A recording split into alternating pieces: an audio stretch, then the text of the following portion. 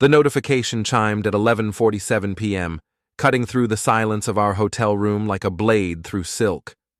I'd been lying in the dark for 20 minutes, listening to the ice machine humming down the hall and wondering where my wife had vanished to.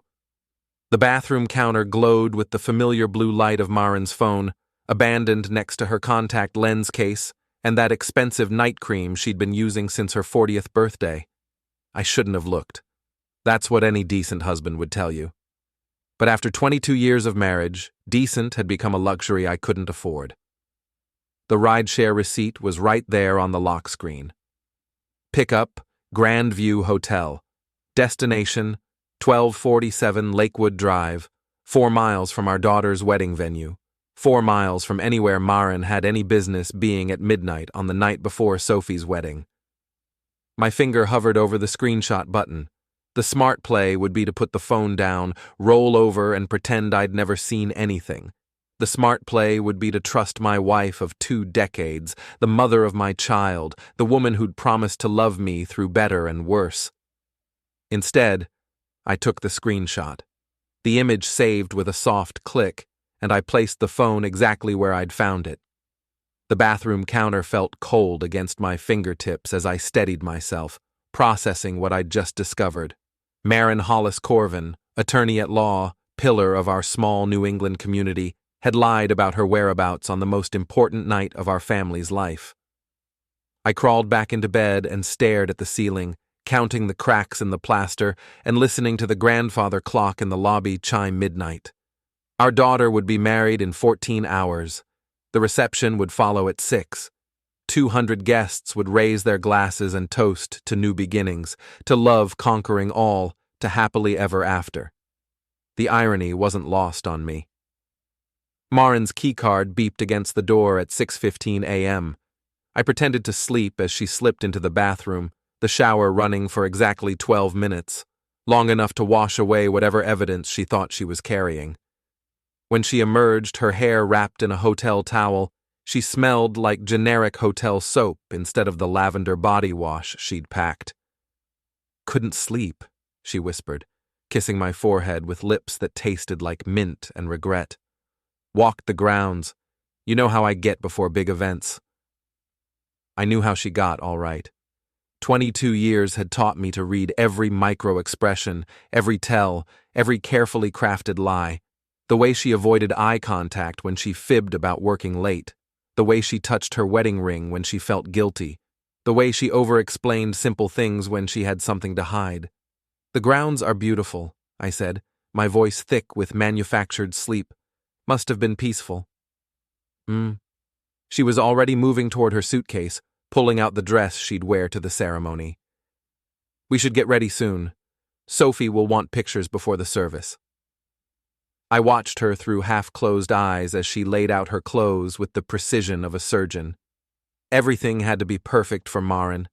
The image, the presentation, the carefully constructed narrative of our happy family.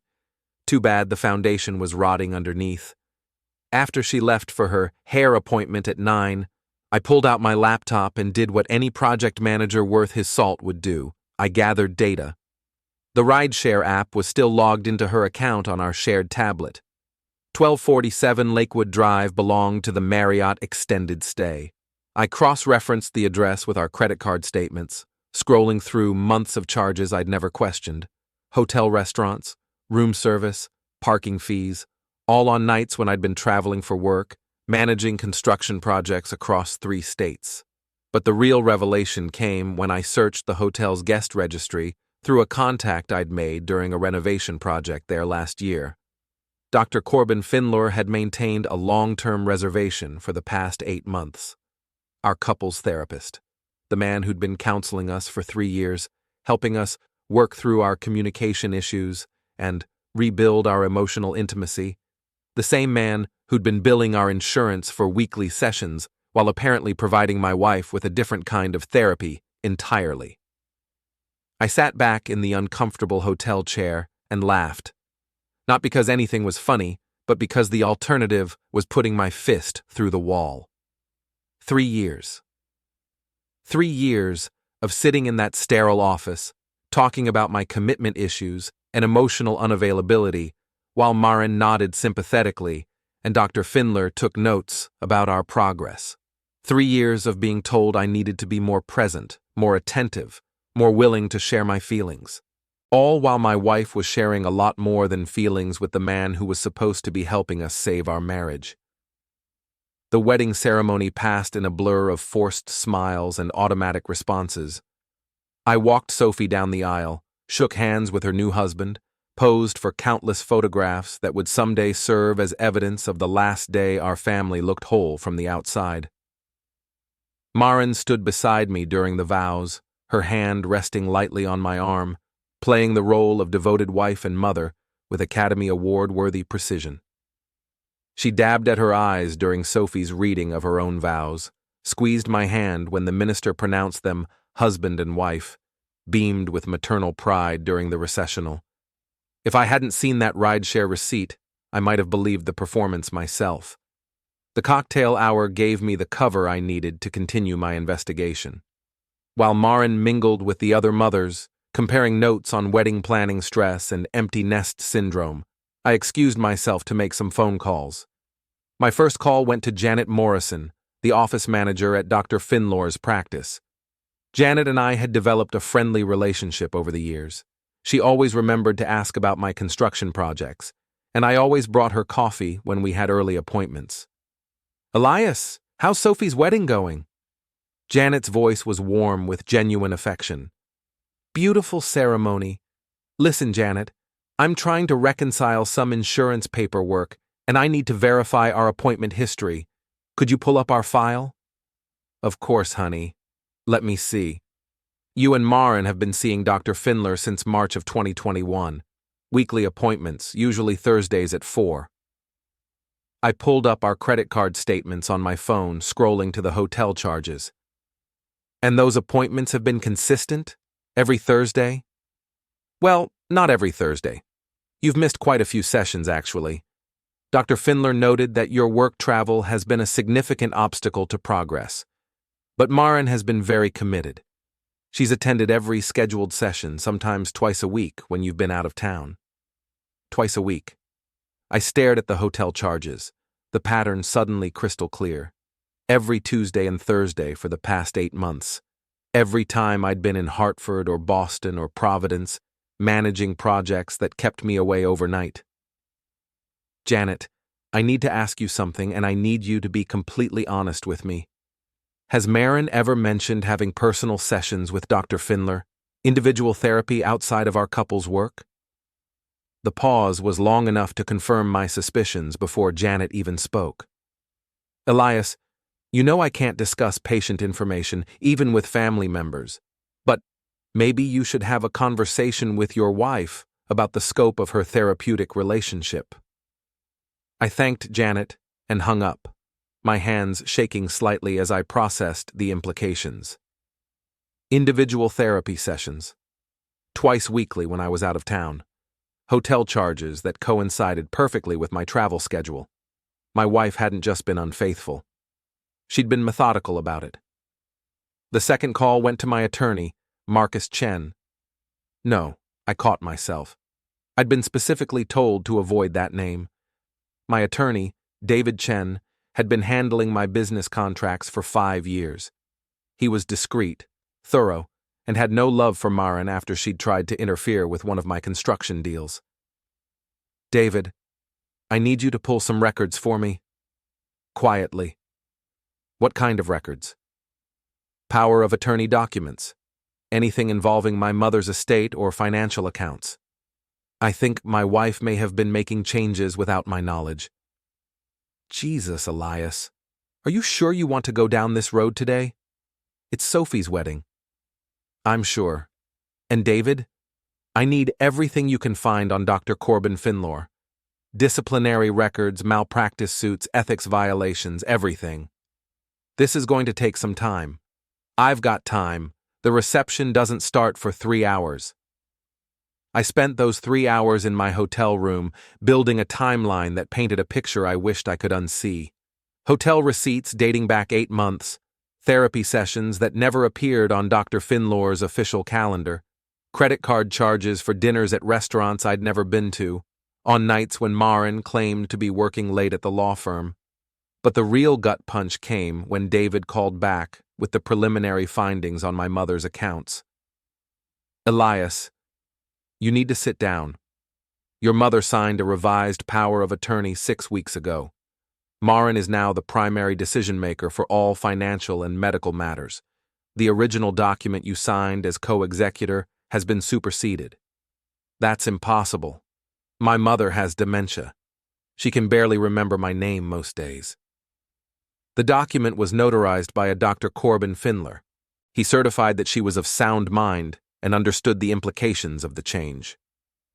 I closed my eyes and counted to 10, then 20, then 30. My mother's retirement accounts contained nearly $400,000. Her house was worth another $300,000. 700,000 reasons for my wife to want control of a confused old woman's assets. David, I need you to file an emergency petition to review that power of attorney. Today. Elias, it's Saturday. The courts are closed. Then file it first thing Monday morning. And David, I want a divorce attorney standing by. The reception venue looked like something out of a fairy tale. Sophie had chosen the Grandview Mansion, a restored Victorian estate overlooking Lake Champlain. White lights twinkled in the ancient oak trees, and the ballroom glowed with the warm amber light of 100 candles. I should have been proud. My little girl had grown into a beautiful, intelligent woman who'd found a man worthy of her love. This should have been one of the happiest days of my life. Instead, I stood at the bar, nursing a whiskey and watching my wife work the room like the accomplished attorney she was. Maren had a gift for reading people, for knowing exactly what they wanted to hear and how to make them feel important. She was holding court near the head table, surrounded by her law partners and their wives, no doubt regaling them with stories about the stress of wedding planning and the bittersweet emotions of watching your only child get married. She's quite the performer, isn't she? I turned to find my brother-in-law Keith standing beside me, his own drink in hand. Keith Hollis had never liked me, and the feeling was mutual. He was one of those men who'd inherited his father's law practice and spent his life coasting on family connections and old money charm. What do you mean by that, Keith? Oh, come on, Elias. We all know things have been difficult between you two. Maren's been very open about the challenges in your marriage. The distance, the emotional unavailability, the way your work always comes first. I took a sip of whiskey and studied Keith's face. He was enjoying this, the smug bastard. He'd been waiting years for the chance to twist the knife. Has she now? What else has Maren been sharing with the family? Just that she's been working very hard to save your marriage. The therapy sessions, the individual counseling, the way she's been trying to help your mother through her illness. We all admire her dedication, especially given how little support she's gotten from you. Individual counseling. There it was, out in the open. Maren had been crafting a narrative, seeding the story with family and friends, building a foundation for whatever endgame she had planned. The devoted wife, struggling to save her marriage to an emotionally distant husband. The dutiful daughter-in-law, caring for a mother-in-law with dementia while her own son was too busy with work to help. That's quite a story, Keith. I'm sure Maren appreciates having such a supportive brother. We're family, Elias. We take care of each other. I finished my whiskey and set the glass on the bar. Yes, you do. The question is, what happens when family loyalty conflicts with doing the right thing? Keith's smile faltered slightly. I'm not sure I follow. You will. The dinner service provided the perfect opportunity to execute the next phase of my investigation. While the guests enjoyed their choice of herb-crusted salmon or beef tenderloin, I slipped out of the ballroom and made my way to the venue's business center. The Grandview Mansion catered to corporate events as well as weddings, which meant they had a fully equipped office suite with high-speed internet and a printer. More importantly, they had a staff member who remembered me from a construction project I'd managed there 2 years ago. Mr. Corven, Congratulations on Sophie's wedding. She looked absolutely radiant walking down that aisle. Thank you, Patricia. Listen, I need a huge favor. I've got some urgent business documents I need to print and review before Monday morning. Could I borrow the business center for about 20 minutes? Of course, you know where everything is. Take your time. I logged into my email and found the files David had sent during dinner. Dr. Corbin Findler's disciplinary record made for fascinating reading. 2 prior complaints for boundary violations with female patients. Both cases settled out of court with sealed records and confidential financial agreements. Both complainants were married women who'd been seeking couples therapy with their husbands. The pattern was clear. Dr. Findler had a type, and apparently my wife fit it perfectly. But the real revelation came in the form of property records David had uncovered. Dr. Findler owned a condominium in Burlington, purchased 8 months ago. The down payment had come from a joint account he shared with someone named M. Hollis. M. Hollis. Not Maren Hollis-Corven, the name she'd used since our wedding. Just Maren Hollis, her maiden name. The name she'd apparently been using to build a new life with her therapist. I printed everything and stuffed the papers into my jacket pocket. The timeline was becoming clearer with each piece of evidence. 8 months ago, Maren and Dr. Findler had purchased property together. 6 weeks ago, they'd manipulated my mother into signing over power of attorney. Last night, they'd spent the evening before our daughter's wedding in a hotel room, probably planning their next move.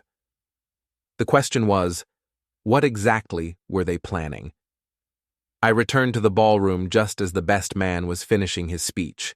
The crowd was laughing at some story about Sophie's new husband getting lost on their first date, and even I managed a smile at the familiar tale. My daughter had inherited her mother's sharp wit and my stubborn determination. She was going to be fine, no matter what happened to her parents' marriage. The maid of honor followed with a tearful tribute to Sophie's strength and kindness, and then the DJ announced that it was time for the father of the bride to offer a toast. I stood up slowly, my hand moving instinctively to the papers in my jacket pocket. 200 faces turned toward me, expectant and warm. Sophie beamed at me from the head table, her new husband's arm around her shoulders. Maren raised her champagne glass, her smile perfect and practiced. "Ladies and gentlemen, family and friends," I began, my voice carrying easily across the silent ballroom. 22 years ago, I stood in front of many of you and promised to love and honor the woman who would become the mother of my child. Tonight, I want to talk about promises and about the courage it takes to face the truth. I could see Maren's smile falter slightly. She knew me well enough to recognize the tone I used when I was about to deliver bad news on a construction project. "Sophie, you've grown into an extraordinary woman despite having parents who are deeply flawed human beings. You've shown us what real love looks like, honest, generous, and brave enough to build something beautiful even when the foundation isn't perfect." Sophie's smile was wavering now, confusion creeping into her expression. Her new husband squeezed her hand protectively. "To new beginnings," I continued, raising my own glass, "including mine." That's when I nodded to Patricia, who was operating the venue's audiovisual system from the back of the room. The large screen behind the head table flickered to life, displaying the first image in my carefully prepared presentation. Hotel receipt, Marriott extended stay, room 247, charged to Maren Hollis. The ballroom fell completely silent except for the soft jazz playing over the sound system. I could hear someone's fork clatter against their plate, the sound unnaturally loud in the sudden stillness. "For the past 8 months," I continued conversationally, "my wife has been maintaining a parallel life with our couples therapist, Dr. Corbin Findler, who I believe is seated at table 9 this evening." The screen changed to show the property records for the Burlington condominium, joint ownership, down payment from a shared account. They've purchased property together, manipulated my elderly mother into signing over power of attorney, and last night, the night before our daughter's wedding, they spent the evening together at the same hotel where they've been conducting their affair. Maren was on her feet now, her face pale but her attorney instincts kicking in. "Elias, stop this. You're having some kind of breakdown. This is our daughter's wedding." "You're absolutely right," I said, advancing to the next slide. "This is our daughter's wedding, which makes the timing of your betrayal particularly appropriate, don't you think? After all, Sophie just promised to forsake all others. It seems like a good time to discuss what that actually means." The screen now showed Dr. Findler's disciplinary record, the sealed settlements, the pattern of boundary violations with married female patients. I could see Dr. Findler himself near the back of the room, his face flushed as he reached for his car keys. He was a handsome man in his early 50s, the kind of distinguished silver-haired professional that lonely housewives probably found irresistible.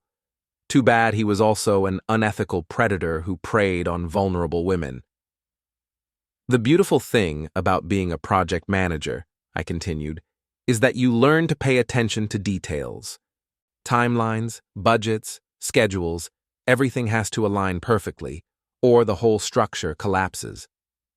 The final slide showed the timeline I'd constructed: therapy sessions, hotel stays, property purchases, and power of attorney changes, all laid out in a neat chronological sequence that told the story of a 3-year con game. "Maren, you and Dr. Findler have been very thorough in your planning.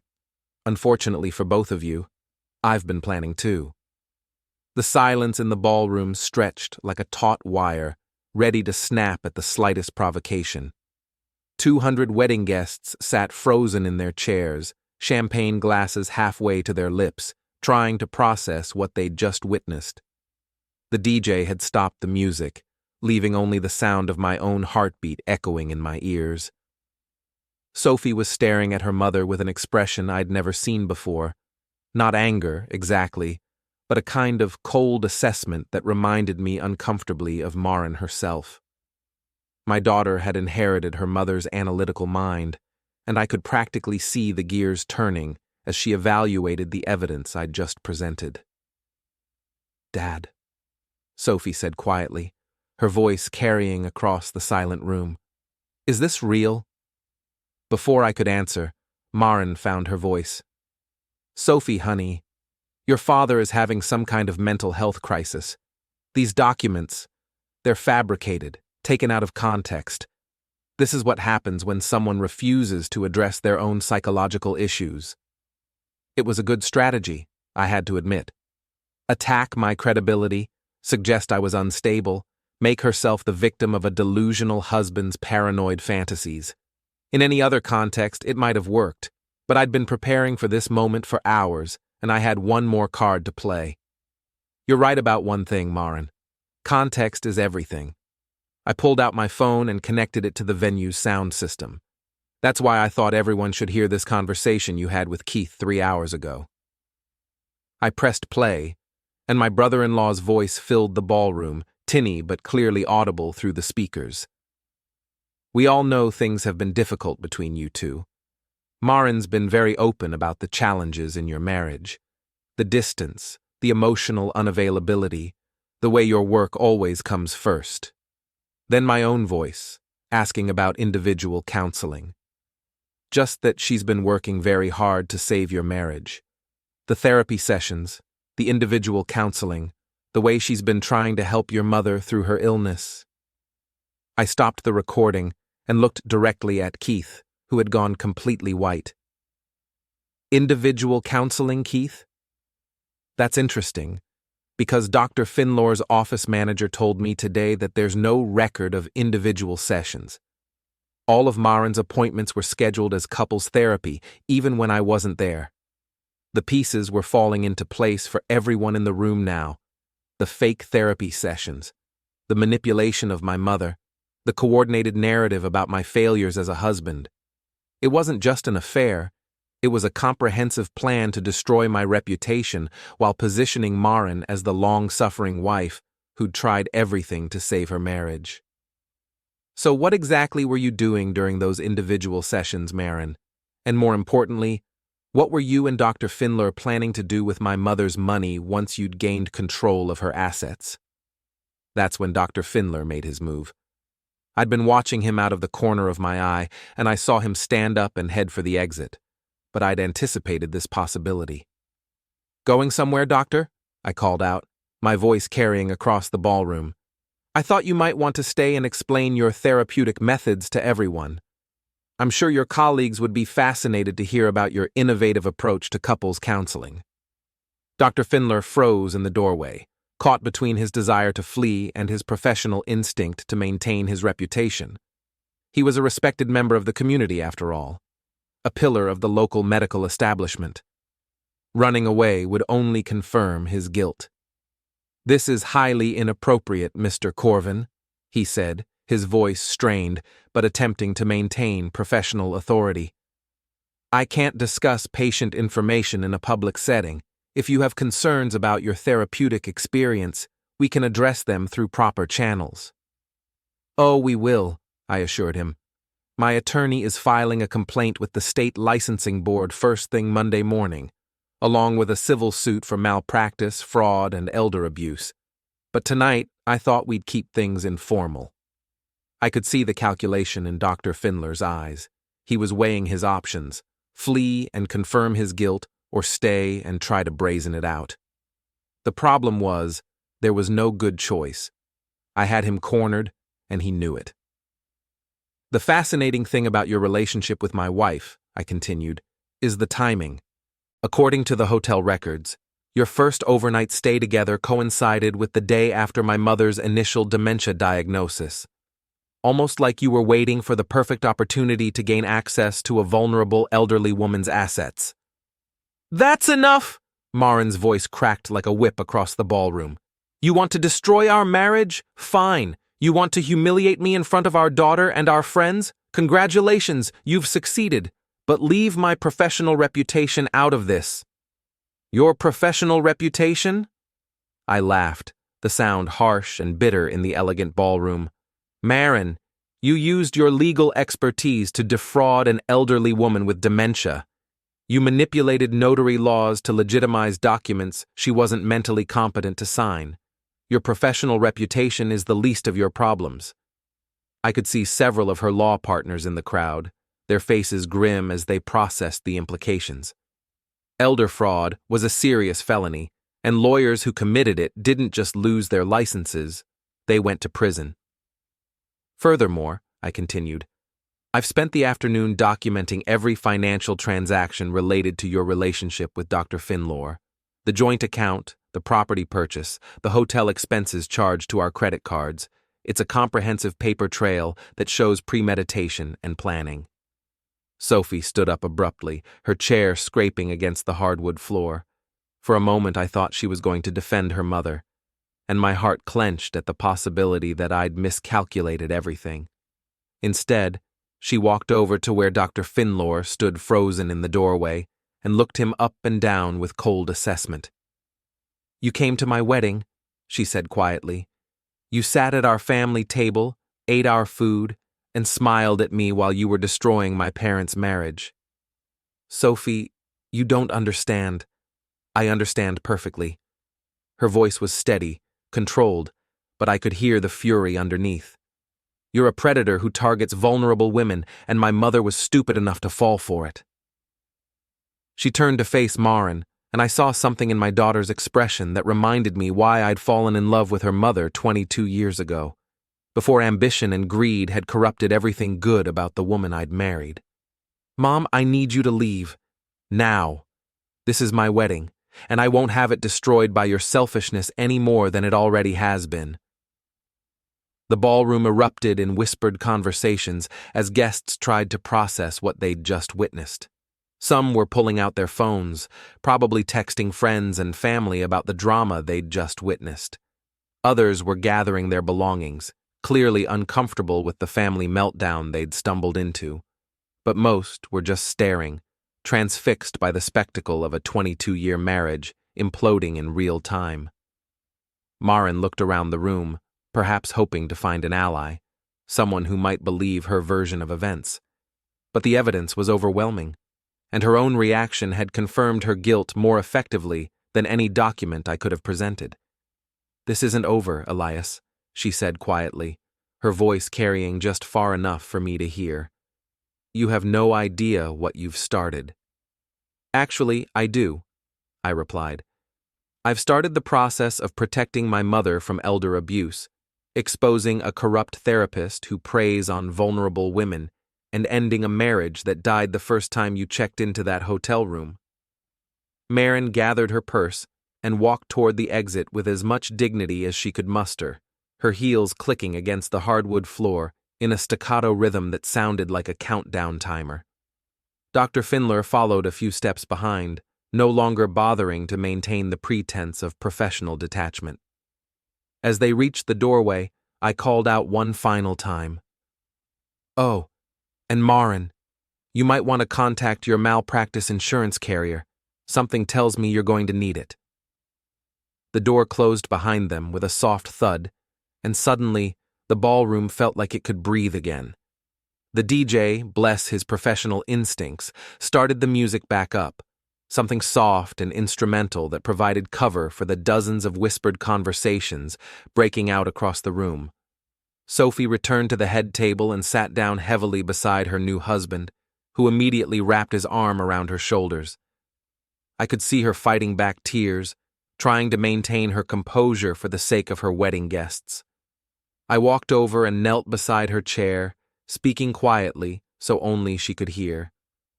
"I'm sorry, sweetheart. I know this wasn't how you wanted your wedding day to end." She looked at me with eyes that seemed older than they had that morning. "Dad, how long have you known?" "I found the first piece of evidence last night, but I think part of me has known something was wrong for months." "Why didn't you tell me?" "Because it wasn't your burden to carry, and because I hoped I was wrong." Sophie nodded slowly, processing everything that had happened. "What happens now?" "Now you dance with your husband, cut your cake, and celebrate the fact that you found someone who loves you enough to be honest with you. The rest of us will figure out how to clean up the mess we've made." She squeezed my hand. "I love you, Dad, and I'm proud of you for telling the truth." I kissed her forehead and stood up, surveying the ballroom full of shocked wedding guests. Most of them were friends and family who deserved some kind of explanation, some context for what they'd just witnessed. I picked up the microphone again, and the room gradually quieted. "Ladies and gentlemen, I owe you all an apology. This was supposed to be a celebration of love and new beginnings, and instead, you've been subjected to a very public family crisis. I want you to know that every piece of evidence I presented tonight is documented and verifiable. This wasn't a moment of anger or revenge. It was a necessary confrontation with a situation that had gone on far too long." I paused, looking around the room at faces I'd known for years, neighbors, colleagues, family friends who'd watched Sophie grow up and supported our family through good times and bad. My daughter deserves better than parents who lie to each other and to themselves. She deserves to see what real integrity looks like, even when it's painful, especially when it's painful. I set the microphone down and walked toward the exit, but Keith intercepted me near the bar. My brother-in-law's face was flushed with anger and embarrassment. "You son of a—" he started, then caught himself and lowered his voice.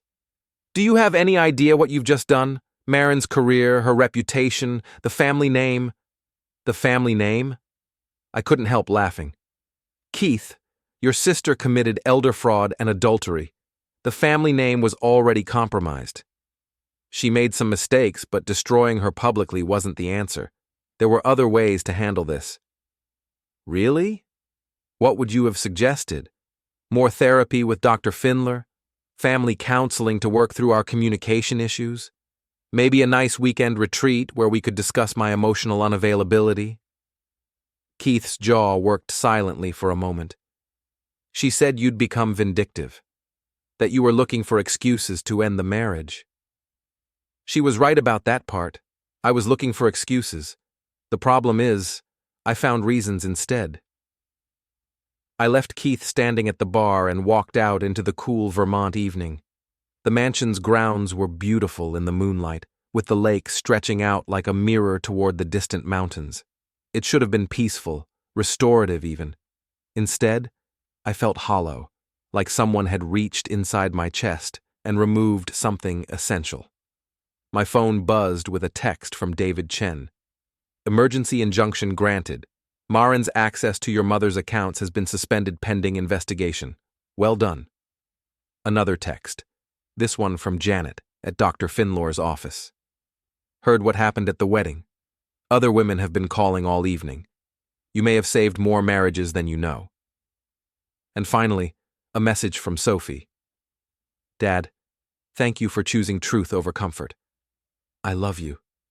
I sat down on a stone bench overlooking the lake and tried to process everything that had happened.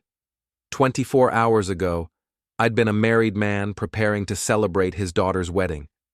Now I was a soon-to-be divorced father who just destroyed his wife's career and reputation in front of 200 witnesses. The rational part of my brain knew I'd done the right thing. Maren and Dr. Finlore had been planning something that would have devastated my mother and potentially destroyed other families. They'd manipulated vulnerable people for financial gain, violated professional ethics, and betrayed every promise they'd ever made about love and loyalty. But the emotional part of my brain was grieving the loss of everything I'd thought my life was. 22 years of marriage, even a flawed marriage, didn't disappear without leaving scars. The woman I'd confronted tonight wasn't the same person I'd fallen in love with in college, but she'd grown from that person, evolved from her, carried her DNA in every decision and choice. I'd loved that original woman deeply, completely, with the kind of naive faith that believes love can conquer any obstacle. Tonight, I'd finally accepted that some obstacles are insurmountable, and some betrayals are unforgivable. My phone rang, and I glanced at the caller ID. Maren. I let it go to voicemail, then listened to the message she left. Elias, we need to talk. What happened tonight? It's not what you think. There are things you don't understand, complexities you haven't considered. I know you're hurt and angry, but destroying my career won't fix our marriage. Call me, please. I deleted the message without saving it. There would be time for lawyers and depositions and formal legal proceedings. There would be time for dividing assets and determining custody arrangements and negotiating the practical details of dissolving a 22-year partnership. But tonight, there was only the truth, hanging in the air like smoke from an extinguished candle. The truth about what we'd become, what we'd allowed ourselves to accept, what we'd been too afraid to acknowledge. Tomorrow, I would start the process of building a new life from the wreckage of the old one. I would help my mother navigate her illness without the threat of financial exploitation. I would support Sophie as she began her own marriage with a clear understanding of what real commitment required. But that night, I sat by the lake and grieved the loss of my illusions, the collapse of my marriage, and the person I'd been before I learned that sometimes the people we trust most are also the ones most capable of undoing us. The wedding reception continued without me, and I could hear the distant sound of music and laughter drifting across the grounds. Sophie was dancing with her new husband, surrounded by people who loved her and wanted her to be happy. That was enough. That had to be enough. Because tomorrow would bring new challenges, new complications, new opportunities to choose between comfort and truth. And tonight had taught me that I was finally ready to choose truth, no matter how much it cost. The lake reflected the stars like scattered diamonds, beautiful and cold and infinitely distant. I sat there until the music stopped and the guests began to leave, watching the lights of their cars wind down the mountain road toward whatever remained of their normal lives. When Sophie found me an hour later, still sitting on the bench, she didn't say anything. She just sat down beside me and rested her head on my shoulder, and we watched the lake together in comfortable silence. Are you going to be okay, Dad? Eventually. Are you? Yeah, I think I am. And for the first time in 24 hours, I believe